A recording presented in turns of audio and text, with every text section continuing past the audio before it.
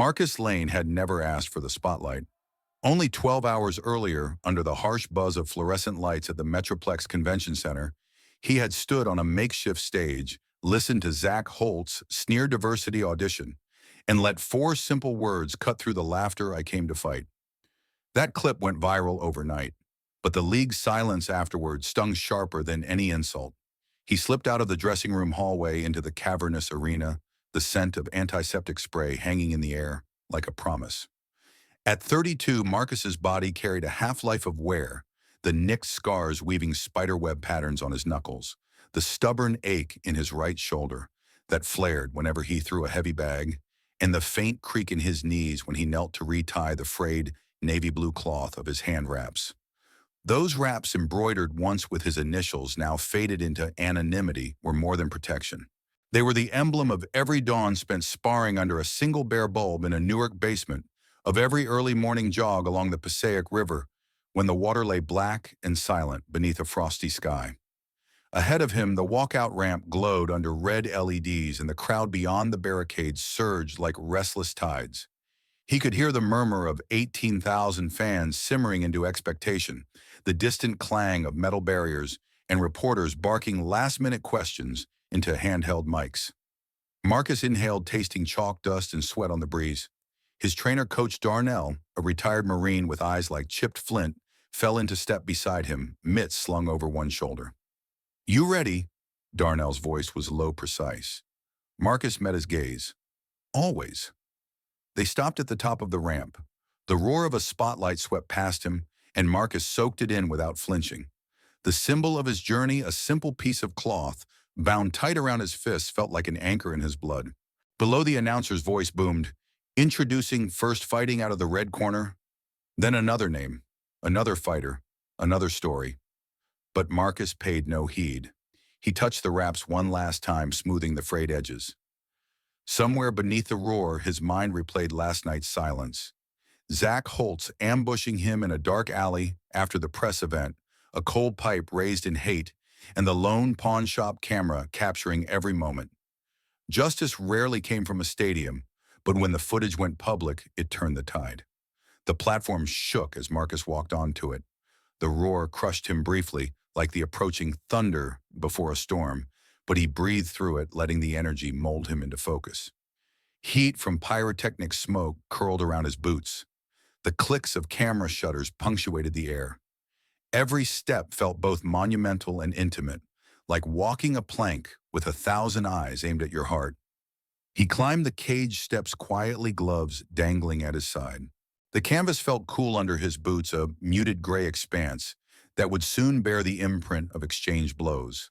He laced his fingers through the chain-link fence and gazed out at the crowd, men in cowboy hats, families clutching glow sticks, tattooed arms raised in challenge. He reminded himself that only one voice mattered tonight, his own. An announcer cried, and now challenging the undefeated Zach highlight, Holtz Marcus Lane. The name drew polite claps that swelled into respectful applause. It wasn't thunderous, but it was real. Marcus exhaled a silent, "Thank you," then squared his shoulders. Across the octagon, Holtz swaggered in under a cascade of pyros, dripping sweat and confidence. Gold chains swung at his neck.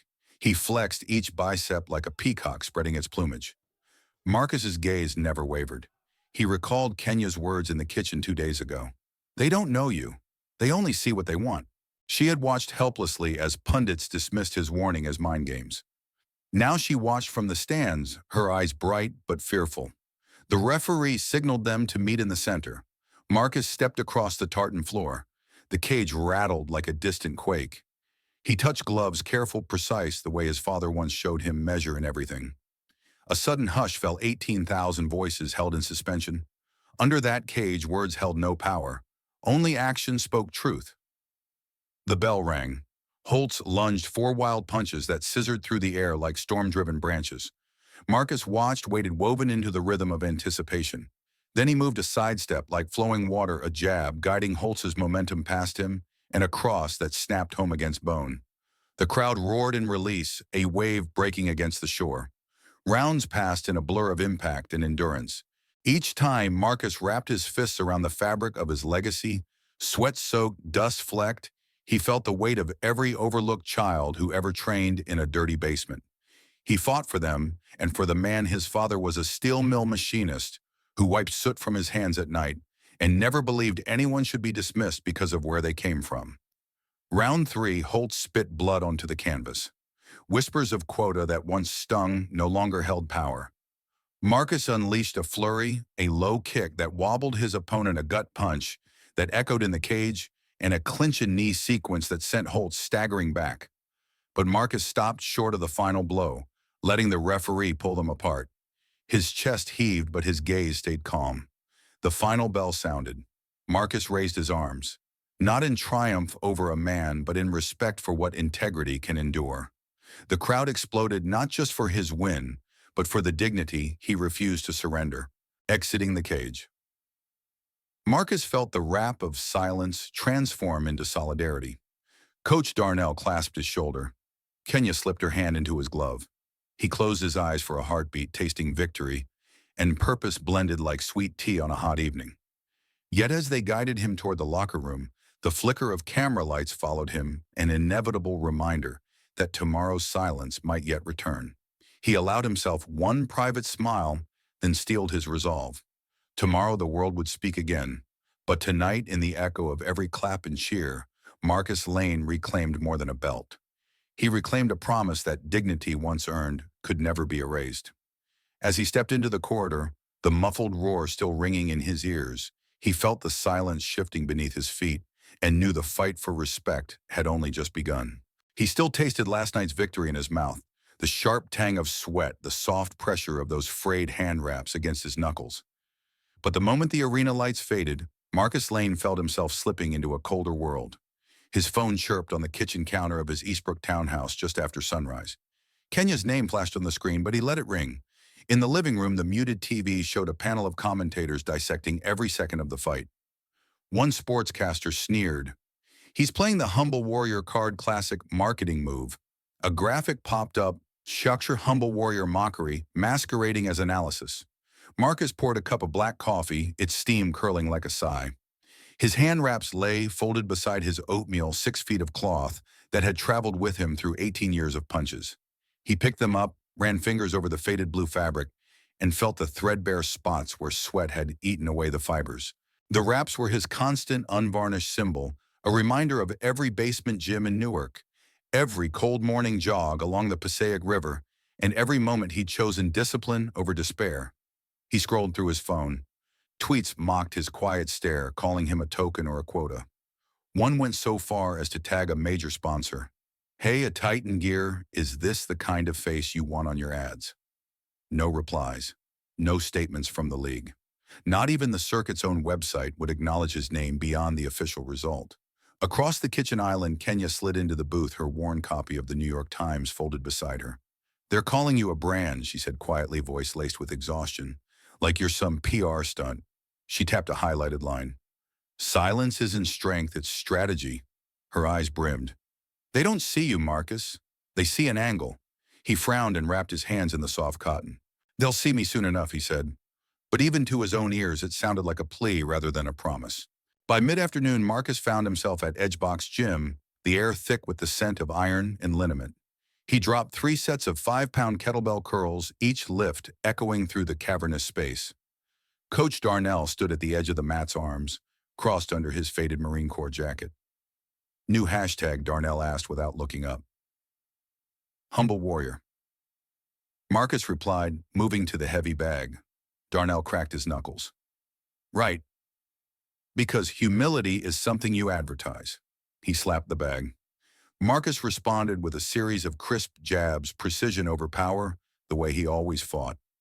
Around them, the gym's community watched the teenage prospect drilling footwork in the corner, an amateur boxer taping his own wrists, and a dozen onlookers scrolling through their phones between sets. Not one face raised in respect. Coach Darnell held up his pads. "Show me the man who fights without noise," he barked. Marcus struck. "Show them what silence sounds like." Each hit made a dull thud that echoed off the walls.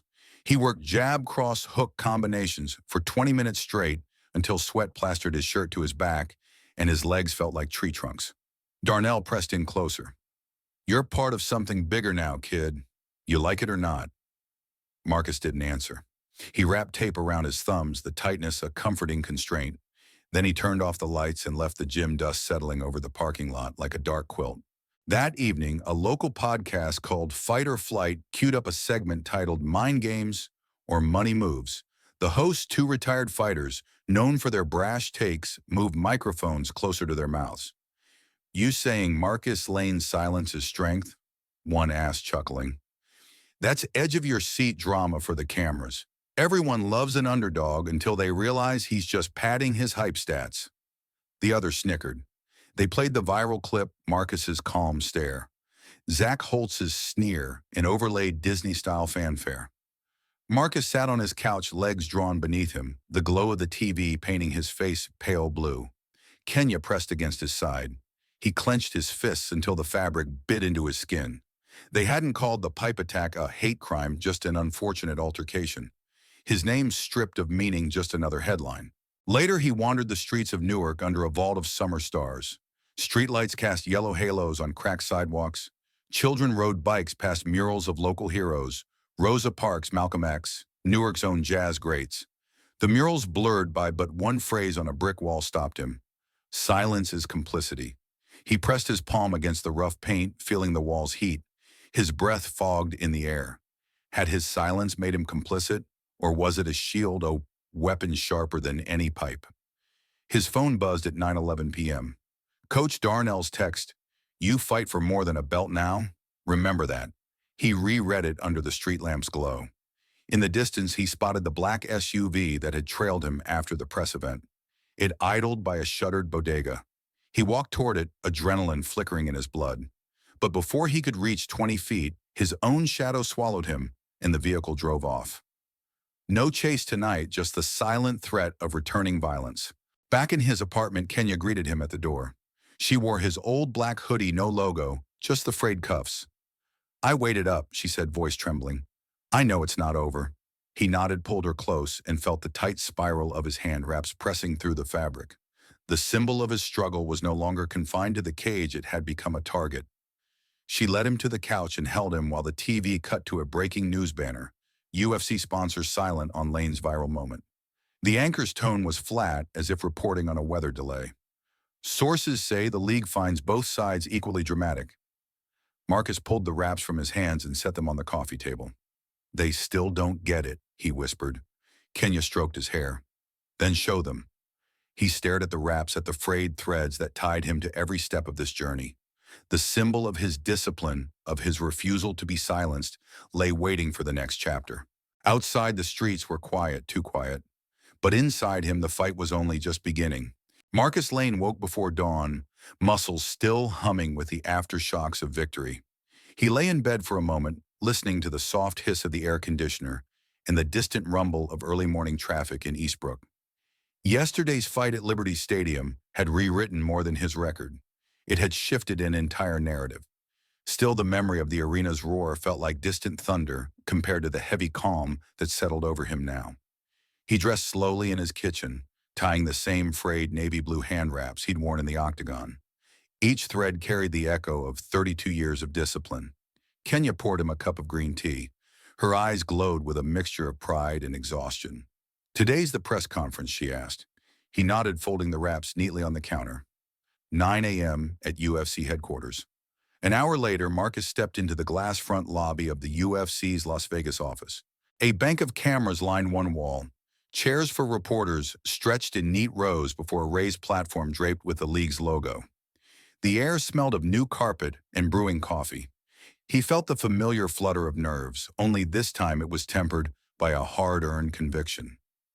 Everett Vaughn, the promotion's vice president, who had once stood silent after Zach Holtz's slurs, stepped forward with a crisp suit and an uncharacteristic humility.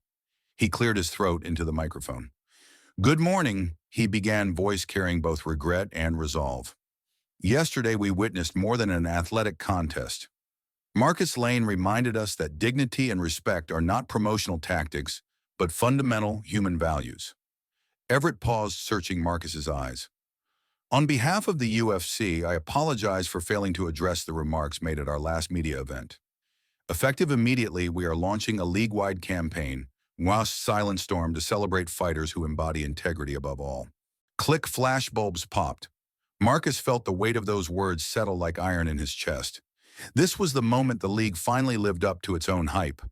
By midday, Wanji's Silent Storm was trending nationwide. On sports radio, commentators replayed Marcus's chokehold finish in slow motion, marveling at his precision and restraint. One host admitted, "I thought it was hype. He proved me wrong." On Instagram, fans posted side-by-side stills, the viral press event stare, and the final choke, two images of a quiet man refusing to be bullied. Under each messages poured in, "You taught us what strength really looks like. Silence has never sounded so fierce." Even sponsor Titan Gear, which had remained conspicuously absent from comment, released a statement. "We are proud to stand with Marcus Lane, an athlete whose character shines brighter than any spotlight." Their CEO appeared in a short video clip praising Marcus's courage under fire and announcing they would fund scholarships for young fighters from underprivileged backgrounds. That afternoon, an unlikely apology surfaced. Zach Holtz appeared on a live Instagram stream, no sunglasses, face bruised but composed. He looked directly into the camera. "Marcus, I owe you an apology," he said, voice unsteady. "I let arrogance and fear make me say things I don't believe. I judged you without knowing you. You showed me what courage really means. I'd like to train with you if you'll have me." The chat exploded with disbelief. Some fans booed, others cheered. Whether sincere or a PR move, it marked the first crack in his brash armor. Later, at a community event in Newark's Westside Recreation Center, Marcus joined Coach Darnell and Kenya to cut ribbons on a newly sponsored youth gym. Brick walls now bore murals of local legends, Rosa Parks, Malcolm X, and in the center a silhouette of Marcus with the hashtag #SureSilentStorm. As scissors snipped the red ribbon, a dozen children cheered. Marcus looked at them, bright faces full of hope, and felt the symbol of his journey transform from personal armor into collective inspiration. One boy tugged at his sleeve. "Sir, can I train like you someday?" Marcus knelt, meeting his gaze. "With hard work and respect, you can do more than train. You can change the world one quiet moment at a time." The boy's grin was a spark in the dusk-lit gym. That evening, Marcus returned to his porch in Eastbrook T, in hand dusk settling over the neighborhood. Across the street, children played under the amber glow of streetlights. An old man tended to his rose bushes. The world seemed to have turned a corner. Kenya joined him, wrapping an arm around his waist. "You did it," she whispered. He sipped his tea. "No," he said, voice soft with wonder. "We did it." She smiled. "So what's next?" Marcus gazed at the horizon where neon lights of the Strip flickered in the distance, a reminder of the stage that once dismissed him. "Tomorrow," he said, "I'm going to tell my story in court, because silence matters there too." His words hovered between them, open-ended and full of promise. As night deepened, the hashtag Silent Storm glowed on his phone screen one last time. In every retweet and headline, he saw the faces of people who'd been silenced, overlooked, or mocked. And he knew the true climax wasn't the belt or the apology, it was the shift in hearts and minds. Tonight, the world honored him. But the fight for respect for every quiet warrior out there was far from over. The silence after applause can be deafening. Marcus Lane had found his voice within it, and he was only just beginning. He awoke before sunrise to the low rumble of traffic on Interstate 95, the same steady pulse he'd heard the night before his court date. Yesterday's press conference and community ribbon cutting had set hearts alight. Today he would finish the story in Judge Hampton's courtroom. As dawn's pale light filtered through the blinds of his Eastbrook townhouse, Marcus Lane folded his frayed navy hand, wraps the symbol of every basement gym and every silent protest into his duffel bag. Kenya stirred beside him, eyes heavy but determined. By 9 a.m., the hall of the 45th District Court in downtown Las Vegas smelled of polished mahogany and stale coffee. The back row was packed with supporters wearing black t-shirts stamped in gold with the Silent Storm. In front, attorneys lined glossy tables. Microphones stood ready for recording. Marcus entered under the watchful gaze of Detective Martz, whose steely presence reassured him that truth would speak here. The judge's gavel tapped once. State versus Holtz Judge Eloise Hampton in tone. Marcus rose and took the stand without falter. Under oath, he recounted the alley ambush with clinical precision, how he'd spotted the black SUV idling by Champlain Street's shuttered bodega, how the cold steel pipe whistled through the humid July air, and how despite every thump of his heart, he'd refused to turn away. The courtroom fell into an uneasy hush as he described pulling the intruder's momentum against them, ending the attack with a single controlled maneuver. When cross-examination came, Joel Brenner's voice dripped theatrical sympathy. "Is it fair to say Mr. Lane escalated after being provoked?" he asked. Marcus met his gaze calm and unwavering. "I only defended myself," he replied. "I never threw the first blow." Over the next 2 days, witnesses took the stand. Rick Larson, with a bandaged cheek, described how Marcus's restraint bewildered him. Jared Weller, voice trembling, admitted he followed Holtz's lead and regretted every second. Then Detective Martz presented the pawn shop footage, grainy at first, then startlingly clear. As Marcus stepped forward and the pipe arced down, the judge watched without expression, but outside a ripple of affirmation spread among Marcus's supporters. On the morning of the verdict, Marcus returned to Eastbrook's quiet streets for an early jog along Newark Avenue. At 6:30 a.m., the air was crisp and scented with jasmine from a neighbor's garden. He felt the weight of anticipation in each stride, memory, pride, fear, and resolve braided together like the fibers of his hand wraps. Back in court at 10 a.m., the jury filed in. 7 women and 5 men took their seats. Marcus knelt briefly beside Kenya, who squeezed his hand. Judge Hampton read the charges: conspiracy to commit assault with a deadly weapon, attempted battery, and felony assault. Then came the question all had waited for. On the charge of felony assault with a deadly weapon, the foreperson began, "We find the defendant," a pause that stretched longer than any round in the octagon. "Guilty." A relieved exhale passed through Marcus's corner. He rose slowly as Judge Hampton delivered a measured sentence: 36 months probation, community service, and a requirement to speak at at-risk youth programs, all tied to the Stockholm Silent Storm Initiative. No prison. The judge cited his restraint and the absence of prior criminal history. Marcus nodded once in acknowledgement, feeling both vindicated and called to action. 3 months later, the first Herscher's Silent Storm Youth Clinic opened its doors in Newark's North Ward. Inside a renovated warehouse, once a decommissioned steel mill office, bright murals lined the walls. Children learning to punch focus midst teens, threading their own hand wraps, and at the center, a larger-than-life silhouette of Marcus mid-chokehold, hashtag blazing beneath. The grand opening ceremony featured local council members, the Titan Gear CEO, and a humbled Zach Holtz, his face still marked by fading bruises, standing to quietly applaud the ribbon cutting. Marcus led the inaugural session, 20 youngsters aged 10 to 17, gloves too big for their hands, hearts full of questions. He spoke softly. "Fighting's not just about fists, it's about respect. It's about knowing when to stay silent and when silence speaks louder than any shout." He demonstrated footwork drills across a 20 by 20-foot mat, each pivot precise and deliberate.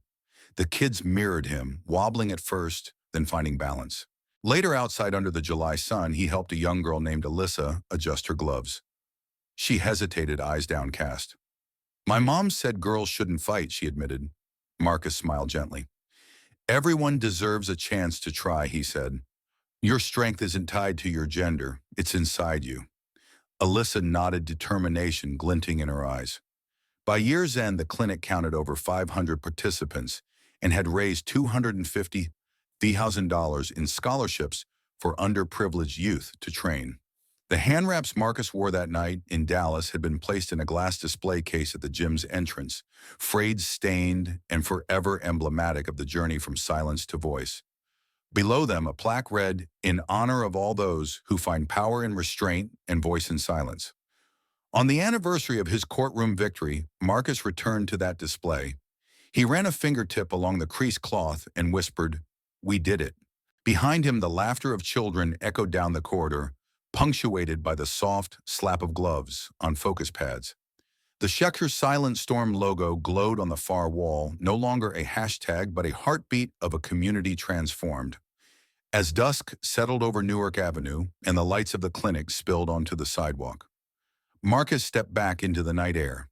He looked up at the stars, pale pinpricks above city lights, and felt the weight of legacy settle around him like a well-worn coat. He turned toward the gym's entrance where his students waited for the final drill. In that moment, he understood his fight had never been just for a belt. It had been for every quiet soul yearning to be heard, and in helping them, he had found his true victory.